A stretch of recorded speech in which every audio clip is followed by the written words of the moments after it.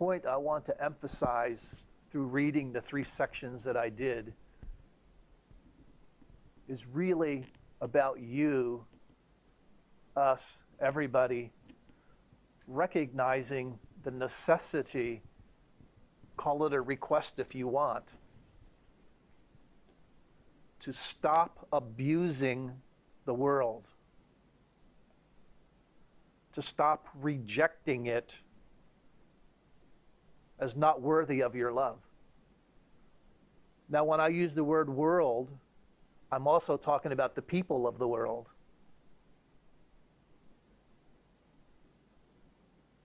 I'm talking about whatever it is that you think circumscribes you.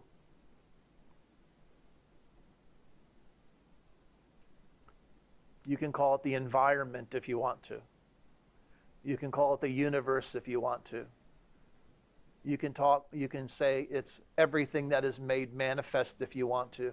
I don't really particularly care how in your mind you choose to describe that in words.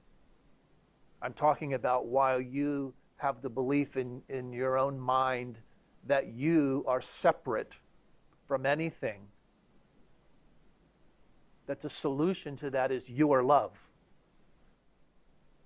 And that the way you get to that love, and we must admit that we need to get to it, otherwise we wouldn't be experiencing the separation.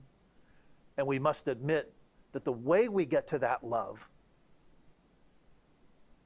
is through forgiveness. We have to stop justifying the laws of the world and begin to forgive so that God's laws can return to our awareness. And as we begin to live in harmony with God's laws, there will be more and more of the love that we are being expressed as love and not being expressed as the disappointment and the depression and all the other what you call negative aspects of being a human. In that, rather than the world disintegrating, it will literally disappear from your mind after it's become full of the happiness and the joy that it deserves. It deserves because it is of you. And you being love, anything that is of you deserves to be loved.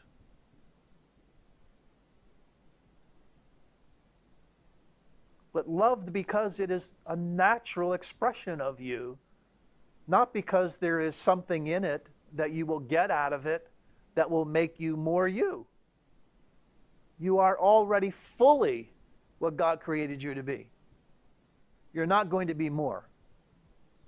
You're not going to evolve to be something that you're not already. Evolution is just your awakening to what already is. So my whole attempt here today is to help those who want to follow the teaching of Jesus, the teaching of A Course in Miracles, to realize that the real essence of his teaching is for you to be love. He asks you, in fact, in the Bible, to love your brothers like he loved you. His whole teaching is really about love. So don't use this teaching to justify why it's okay to be less than loving with anybody, even those who are out there killing. They are still your brothers. They are still a part of you, but they are asleep.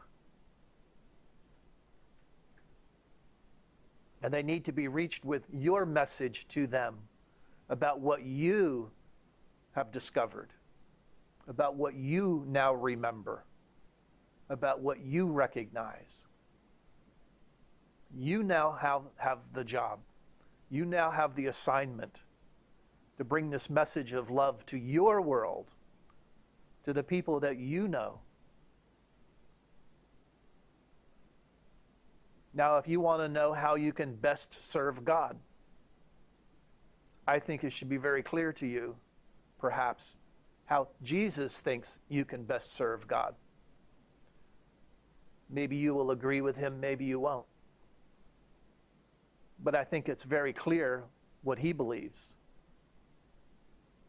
And he presents those beliefs because it's his experience.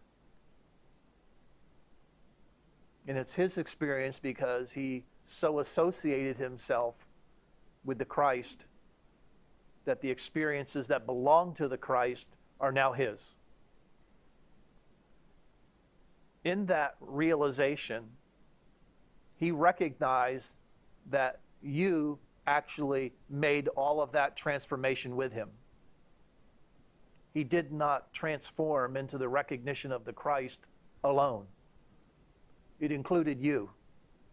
And so he wants you to know that. However, if you reject that, you will get a world of pain and suffering and death. And if you accept it, you will come to know, as Jesus has, that you are the Christ. And the world will change according to your thoughts, your beliefs. That's the real essence of A Course in Miracles. That's the real essence of what Jesus wants to share with this world.